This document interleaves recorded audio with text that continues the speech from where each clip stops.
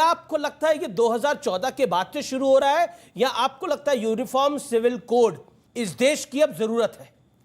Uniform civil code एक secular Bharat जिसके लिए पूरी दुनिया में पहचाना जाता है, उससे एक हिंदू राष्ट्र की तरफ बढ़ता हुआ कदम है जिसमें मुसलमानों और तमाम लोगों पर, दलितों पर अत्याचार किया जाए। दूसरी चीज ये है, कैसे समझाइएगा? हाँ, मैं बता रहा हूं, यूनिफॉर्मिटी हमारा कल्चर नहीं है और यहां मुसलमानों के ही लॉज नहीं है, दलित भाइयों के अपने पर्सनल लॉज हैं, आदिवासी भाइयों के अपने पर्सनल लॉज हैं। दूसरी चीज, joint Hindu family tax rebate, जो Hindu family joint family business करती है उसको टैक्स रिबेट मिलता है, क्या उसको खत्म कर देंगे? क्या दलितों से और ओबीसी से उनका रिजर्वेशन खत्म करके कोई यूनिफॉर्म खड़ा कर देंगे? दूसरी चीज, हमारे यहां अगर कोई अपराध करता है, क्रिमिनल में सबके लिए यूनिफॉर्म लॉ है, लेकिन सिविल में कौन क्या खाएगा, क्या पहनेगा? अभी मैडम ने कहा कि एक भारत है तो एक कानून होना चाहिए। अगर कोई अपराध करता है तो सबके लिए बराबर का कानून है कि शादी आप कैसे करेंगी और मैं कैसे करूंगा, यह मेरा पर्सनल राइट है, यह आपको चुनने का अधिकार होना चाहिए। दूसरी चीज, अगर आर्टिकल 14 की बात की जाती है राइट टू इक्वलिटी की, अगर राइट टू इक्वलिटी आएगा तो यहां आज भी भारत के संविधान में मुसलमान को दलित नहीं माना जाता, ईसाई को दलित नहीं माना जाता।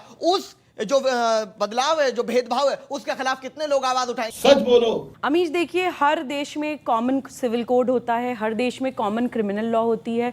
भारत में एक अलग अलग रिलीजन्स या पंथ के आधार पर अलग अलग कानून चलने के कारण बहुत सारी समस्याएं जन्म ले रही हैं।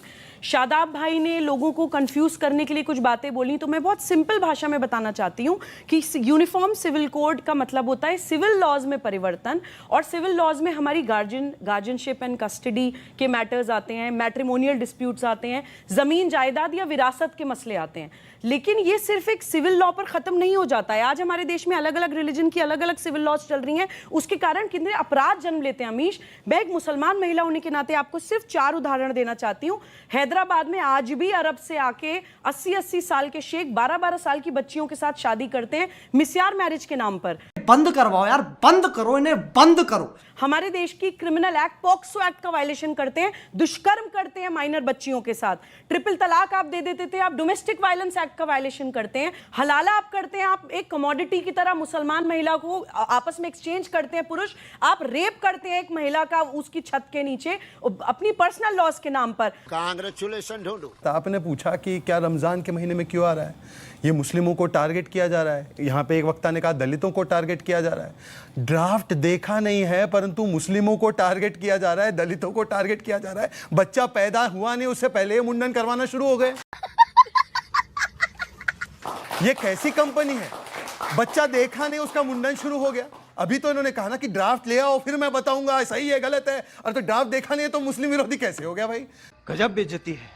दूसरी बात, अच्छा है कि एक वक्ता ने कम से कम मान लिया कि बाबा साहेब आंबेडकर इसके पक्ष में थे, और केवल बाबा साहेब आंबेडकर नहीं, के.एम. मुंशी भी इसके पक्ष में थे, कांग्रेस के बड़े बड़े दिग्गज नेता इसके पक्ष में थे। गोवा में तो यह लागू है 1962 से। तो क्या उस समय कांग्रेस पार्टी एंटी मुस्लिम थी, एंटी दलित थी, एंटी सेकुलर थी, एंटी कॉन्स्टिट्यूशन थी? ये बता दे पहले, क्योंकि कांग्रेस को कभी गले लगाना, कभी तलाक देना, ये इनका पुराना रिवाज है। क्या बढ़िया था गुरु।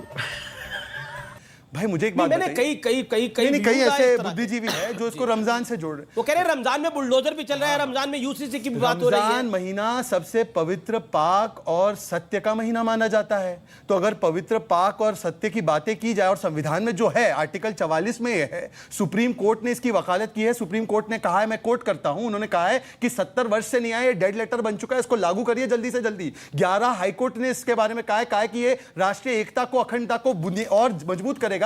तो मुझे तो लगता है इससे सत्य और पाक बात हो नहीं सकती। जो बात कही सुबूही ने, कहीं कि हलाला होता है, पहली बात तो कोई ऐसा कंसेप्ट इस्लाम में है ही नहीं। क्या बोला तूने? शदाब, एक छोटा सा संवाद आपके साथ मैं करना चाहता हूं, महत्वपूर्ण है, ये लोग भी सुनना चाहेंगे। बाबा साहब के समर्थन में आप, हाँ या ना? मैं किसी व्यक्ति के समर्थन में नहीं हूं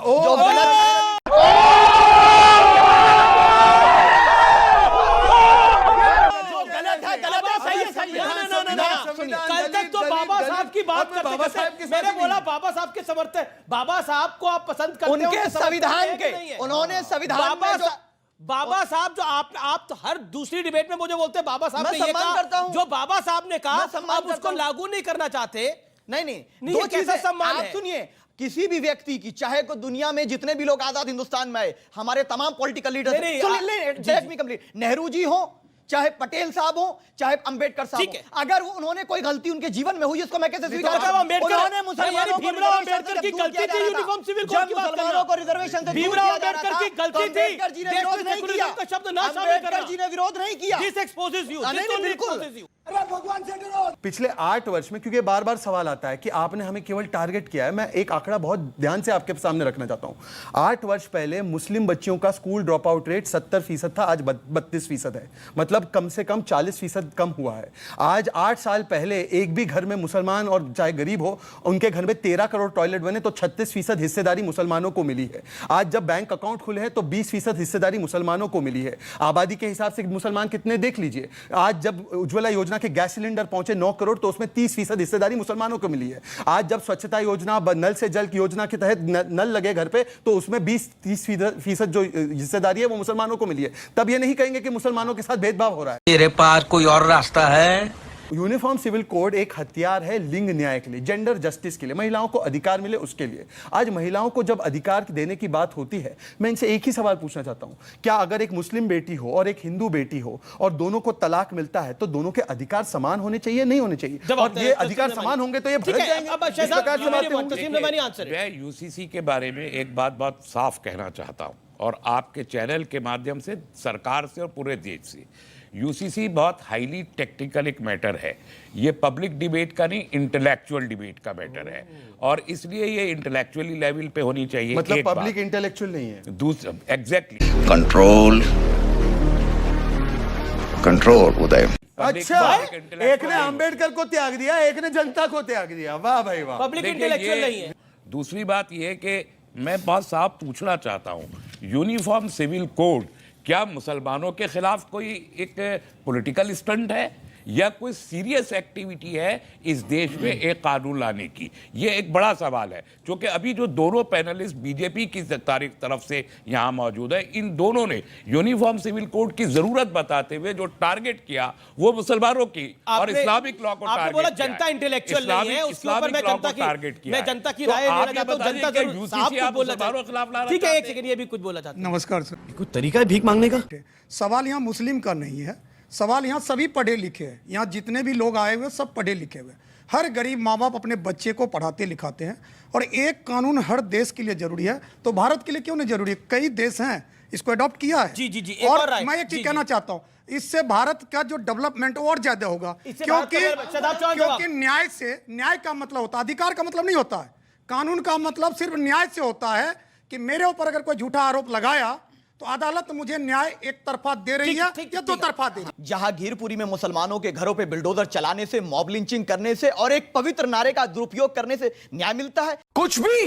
देखिए ऐसा है, इन्होंने एक बात बड़ी सही कही। इन्होंने कहा कि क्रिमिनल कोड तो है, यूनिफॉर्म है।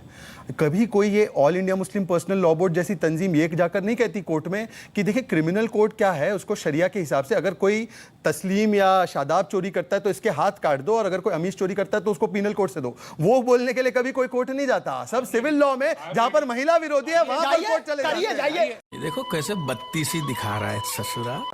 थैंक यू कह रहे थे। अरे सुनिए ना अमीश जी, कहा इनको मतलब ट्विटर के इतना? ऊपर। हाँ, ये तो आम्बेडकर को नहीं मानते। चलिए मैं आपको ये कह रहा हूं कि इन्होंने कहा, तस्लीम रहमानी ने कहा, क्यों मुसलमान को टारगेट करते हो, क्यों मुसलमान को? अरे letter all India Jain law board ने लिखा, all India Parsi law board ने लिखा, लेटर लिखा all India Muslim personal law